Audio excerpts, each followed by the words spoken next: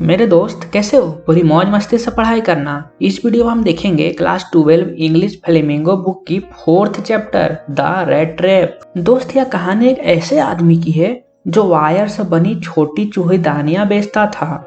यह चूहेदानियां वह अपने खाली समय में बनाता था। वह बिग फर्म या फिर स्टोर में भीख मांगकर कुछ मटेरियल इकट्ठा करता था जिससे वह चूहेदानी बनाता था।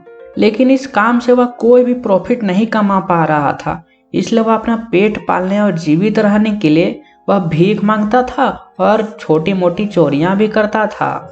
उसके कपड़े पुराने और फटे हुए हैं। उसकी आंखों को देखकर पता लगाया जा सकता है कि उसको भूख लगी है। इसकी जीवन बहुत दुख से भरा हुआ है। इसके पास अपना घर भी नहीं है। यह आदमी अपने रेड ट्रैप के बारे में सोच रहा था और अचानक उसके दिमाग में एक विचार आया कि यह पूरी दुनिया एक रेड ट्रैप के जैसा है। जिस तरह हम चूहे को पकड़ने के लिए चारा डालते हैं, उसी तरह इस दुनिया में लोग खुद को आराम देने के लिए और भोजन या घर या महंगी सामान खरीदने के लिए और पैसे कमाने के लिए अपना जीवन लगा देते हैं। इस दुनिया में कोई भी इस रेड ट्रैप सेलर से प्यार नहीं करता है दोस्त, और दयालु व्यवहार भी नहीं रखता है। इसलिए यह दूसरे के बारे में बुरा सोचने लगा। यह खुश होता था जो लोग लाइफ की रेड ट्रैप में फंसे हुए हैं। बेचारा रेड ट्रैप सेलर। एक शाम रेड ट्रैप सेलर को सड़क किनारे एक छोटी कॉटेज दिखा। वह दरवाजा को खटखटाया तो इस कॉटेज से एक बूढ़ा आदमी बाहर आया। यह बूढ़ा इस कॉटेज में अकेले रहता है। यह बूढ़ा इस रेड ट्रैप सेलर से मिलकर खुश है क्योंकि दोनों लोनलीनेस में थे, मानिए अकेले थे। इस बूढ़े ने सेलर को खाने के लिए दलिया दिया। फिर दोनों रात तक कार्ड खेलते रहे। वे दोनों अच्छे दोस्त के जैसा फ्रैंक हो गए थे।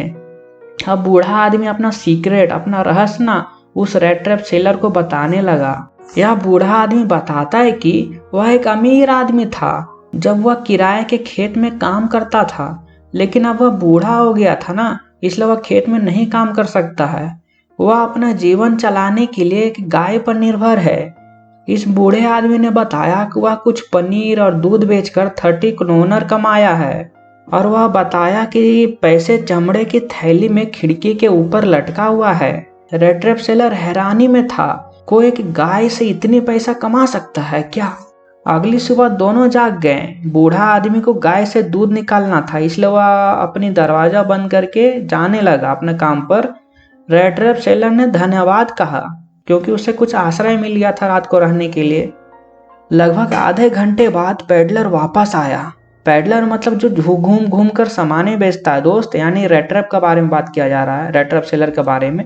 और वह विंडो का ग्लास ना तोड़ दिया क्योंकि खिड़की के ऊपर पैसे लटके हुए थे। पैसे चुरा लिया और थैली को वापस वहीं लटका दिया। और फिर वह सोचा कि वह नॉर्मल रास्ते से जाएगा ना, पब्लिक हाईवे से तो पकड़ा जाएगा, इसलिए वह जंगल का रास्ता चुना।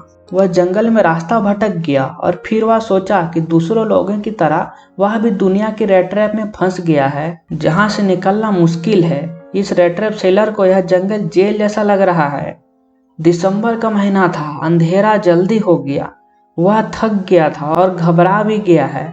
वह सोचा कि वह मर जाएगा कुछ ही देरों में। तभी एक आवाज सुनाई दिया। उसने सोचा कि कुछ लोग सामने में होंगे। तब वह उस साउंड की डायरेक्शन में चलना शुरू कर दिया। वह जल्द ही एक जगह पहुंच गया जहां लोहा का काम होता है। तो रेड ट्रैप सेलर ने खुद को गर्म करने के लिए आग के सामने जाकर बैठा जहां पहले से कुछ लोग बैठे थे। तभी एक आयरन मास्टर भी वहां था, यानी उस जो आयरन फैक्ट्री का मालिक, कि उसकी नजर न रेड ट्रैप सेलर के ऊपर पड़ी। वह उसके पास गया और सेलर का फेस को देखने लगा। तभी आयरन मास्टर को लगा कि रेड ट्रैप सेलर उसका कोई पुराना दोस्त है। पेडलर कंफ्यूज हो गया कि यह आदमी मुझे अपना दोस्त क्यों समझ रहा है। मिसअंडरस्टैंडिंग क्रिएट हो गया यहाँ पर। तो इसके बाद इस आयरन फैक्ट्री के मालिक ने पेडलर को अपना घर बुलाया। तब पेडलर ने कहा कि वह नहीं जा पाएगा और वह डरा हुआ था क्योंकि उसके पास चोरी किए हुए पैसे थे ना। आयरन मास्टर ने कहा कि उसकी पत्नी अब नहीं रही, उसकी मृत्यु हो गई है और उसके दोनों बेटों विदेश में बस गए हैं। वह अपनी बेटी के साथ घर में रहता है। आयरन मास्टर कहे कि तुम मेरा घर चलो, वहां हम क्रिसमस सेलिब्रेट करेंगे, लेकिन पेडलर ने मना कर दिया। आधे घंटे बाद आयरन मास्टर ने अपनी बेटी को भेजा। वह दूसरों को मनाने में एक्सपर्ट थी।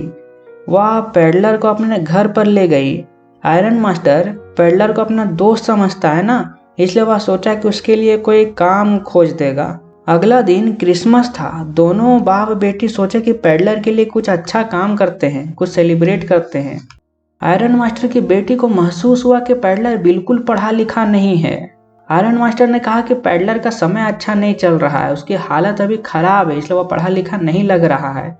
जब वह अच्छा साफ सुथरा कपड़ा पहन लेगा, स्नान कर लेगा, तब वह अच्छा व्यवहार करने लगेगा।